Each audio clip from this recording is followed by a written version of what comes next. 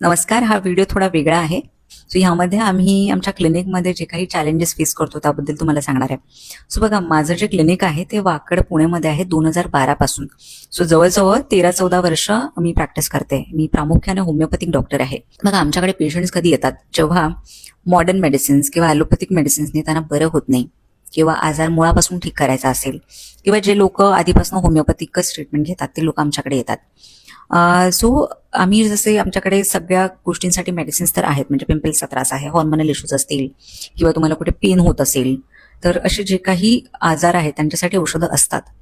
पण एक गोष्ट मी ऑब्झर्व केली होती की आम्ही जरी बरोबर मेडिसिन्स देतोय किंवा ठीक करण्याचा प्रयत्न करतोय तरी पण जे एक्सपेक्टेड रिझल्ट्स आहेत ते आम्हाला मिळत नव्हते. तर जेव्हा पण पेशंट आमच्याकडे येतो तेव्हा आम्ही त्यांचं डाएट सुद्धा अनालाइज करतो. तर प्रत्येकाचं डाएट तर फॉल्टीच असतं, म्हणजे जे काही जरुरी पोषक घटकं मिळाली पाहिजेत आहारातून ती मिळतच नव्हती. आणि मी एक स्वतः सर्टिफाईड न्यूट्रिशनिस्ट सुद्धा आहे. बघा, न्यूट्रिशनचा किंवा जे काही पोषक घटकं आहेत त्यांचा आपल्याला हेल्दी ठेवण्यासाठी खूप मोठा रोल आहे. बरीच काही लक्षणं इनफॅक्ट असतात ती डेफिशियन्सी किंवा पोषक घटकांच्या कमतरतेची असतात, म्हणजे तो आजार नसतोच. सो एक गोष्ट जी आम्ही नेहमी ऑब्झर्व करत होतो की ज्या पेशंटला आम्ही सप्लिमेंट्स रेकमेंड करायचो त्यांना रिकव्हरी खूप फास्ट व्हायची, म्हणजे ते लवकर बरे व्हायचे. आणि जे लोक सप्लिमेंट्स घ्यायला नाही म्हणायचे त्यांच्या अगदी महिनो ट्रीटमेंट चालूच असायची. 2021-22 मध्ये मी थोडा हे स्टडी करायला सुरुवात केला. मी खूप सारे कंपन्यांचे प्रॉडक्ट्स पाहिले तर त्यामध्ये जे रिक्वायर्ड कॉम्बिनेशन्स आहेत ते नव्हते. म्हणूनच मी 1-1.5-2 वर्ष थोडासा रिसर्च करून स्टडी करून एक 7 ते 8 प्रॉडक्ट्सची टेस्टिंग बॅच तयार केली होती, जी आम्ही आमच्या पेशंट्सलाच दिली होती. आणि सरप्राइझिंगली बरेच पेशंट्स ते सप्लिमेंट्स दिल्यामुळे खूप लवकर रिकवर झाले. सो जेव्हा आमच्याकडे एक डेटा आला की एवढे पेशंट जे आहेत ते सप्लिमेंट्स दिल्यामुळे लवकर बरे झालेत, हे जे काही पेशंट जे सप्लिमेंट्स घेत नाहीत ते त्यांना बरं होण्यासाठी खूप वेळ लागत आहे किंवा ते बरे होतही नाही. म्हणूनच हळूहळू मी सप्लिमेंट्स किंवा न्यूट्रिशन बद्दल थोडंसं अवेअरनेस क्रिएट करण्यासाठी सोशल मीडियावर व्हिडिओज पोस्ट करणं चालू केलं. सो माझे बरेच व्हिडिओ जर तुम्ही बघत असाल तर ते सप्लिमेंट्स, डाएट, न्यूट्रिशन ह्याच्यावरच असतात. सो लक्षात ठेवा की डाएट आणि न्यूट्रिशन ह्याचा खूप मोठा रोल आहे आपल्याला हेल्दी ठेवण्यासाठी. सो बरीच जी लक्षणं आहे जसं मी सांगितलं, ब्लड प्रेशर हाय होणं, डायबिटीज होणं किंवा बॉडी पेन होणं, जॉईंट्स पेन होणं, कंबरदुखी, झोप व्यवस्थित न येणं, चिडचिड, एन्झायटी, ही बरीच लक्षणं तुम्हाला माहिती आहेत का पोषक घटकांच्या कमतरतेची सुद्धा असू शकतात. इनफॅक्ट जे आजार आहेत जसं पीसीओडी, थायरॉइड, हे प्रॉब्लेम सुद्धा पोषक घटकांच्या कमतरतेमुळे होऊ शकतात किंवा ते वाढू शकतात. म्हणूनच पोषण खूप इम्पॉर्टंट आहे. सो काही पेशंटचं हे म्हणणं होतं की मॅम सप्लिमेंट्स का घेणं गरजेचं आहे, मी डाएटमध्येच ह्या गोष्टी नाही का घेऊ शकत. तर बघा, तुम्ही डाएट सगळ्या गोष्टी तर खाऊ नाही शकत आणि तुम्ही कितीही हेल्दी खाल्लं, घरचंच खाल्लं तरी पण त्यामध्ये एवढं पोषण नाहीये. सो बघा, आपल्याला न्यूट्रिशन किंवा पोषण कुठून मिळतं तर जमिनीतून जे पोषण आहे ते अन्नामध्ये जातं आणि मग ते अन्न आपण खातो तेव्हा आपल्या पोटामध्ये जातं.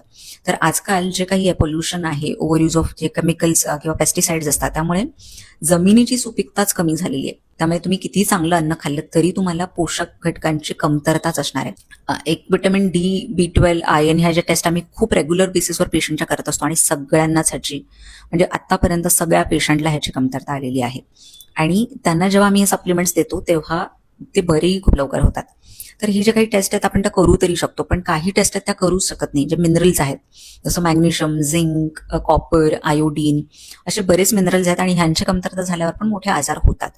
पण आपल्याकडे तेवढ्या फॅसिलिटी नाही आहेत अवेलेबल. काही ठिकाणी होतात पण त्या अक्युरेट टेस्ट नाही आहेत. हे जेव्हा सप्लिमेंट्स पण आम्ही देतो तेव्हा पण बघतो की रिकव्हरी खूप फास्ट होते. तो सप्लिमेंट्स दिल्यानंतर बरेच जण हा प्रश्न विचारतात की मॅम हे सेफ आहेत ना, ह्याचे काही साईड इफेक्ट्स तर नाही आहेत ना. तर बघा, ते लोक पेन किलर घेतात, ऍसिडिटीचे मेडिसिन्स घेतात किंवा अँटीबायोटिक्स घेतात तेव्हा त्यांच्या माइंडमध्ये हे येत नाही की ह्याचे ऍडव्हर्स इफेक्ट तर नाहीत ना किंवा हे घेणं किती सेफ आहे. तर हे जे काही डायटरी सप्लिमेंट्स आहेत ते खूप कितीतरी पटीने सेफ आहेत तुमच्या पेनकिलर आणि ऍसिडिटीच्या मेडिसिन्सपेक्षा. सो डेफिनेटली मी रेकमेंड करेन की तुम्ही सप्लिमेंट्स घ्या इन्स्टेड ऑफ टेकिंग मेडिसिन्स. तर इनफॅक्ट तुम्हाला सुद्धा सुरुवातीला काही लक्षणं असतील तर औषध घेण्याच्या आधी ते पर्टिक्युलर सप्लिमेंट घ्या आणि जर त्याच्यानेच तुम्ही बरं झालात तर तुम्हाला कदाचित औषधांची गरजही नाही लागणार. काही इनफॅक्ट थायरॉइडचे पेशंट्स आहेत ज्यांना फक्त सप्लिमेंट्स, होमिओपॅथिक मेडिसिन्स आणि प्रॉपर डाएटनीच आम्ही ठीक केलेलं आहे, त्यांना कुठलेही ॲलोपॅथी मेडिसिन्स आम्ही दिलेले नाही. तेव्हा कळतं की न्यूट्रिशन किती इम्पॉर्टंट आहे. सो आता आम्ही सगळं 2-3 वर्ष त्याच्यावर खूप स्टडी करून खूप सारे टेस्टिंग करून एक फायनल बॅच सप्लिमेंटची लॉन्च केलेली आहे. या सप्लिमेंट्स बद्दल मी सतत थोडं पोस्ट करतच राहणार आहे.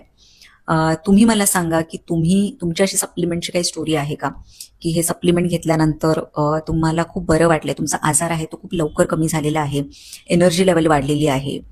तर असं असेल तर नक्की माझ्यासोबत शेअर करा. आणि जसं मी सांगितलं की मी माझ्या सप्लिमेंट्सबद्दल पण हळूहळू पोस्ट करणार आहे. आमची वेबसाईट आहे, त्याला तुम्ही व्हिजिट करू शकता. आणि तुम्हाला अधिक माहिती करून घ्यायची असेल सप्लिमेंटबद्दल किंवा तुम्हाला कुठले सप्लिमेंट्स घेतले पाहिजेत ह्याबद्दल जाणून घ्यायचं असेल तर खाली दिलेल्या नंबरवर सुद्धा तुम्ही कॉन्टॅक्ट करू शकता.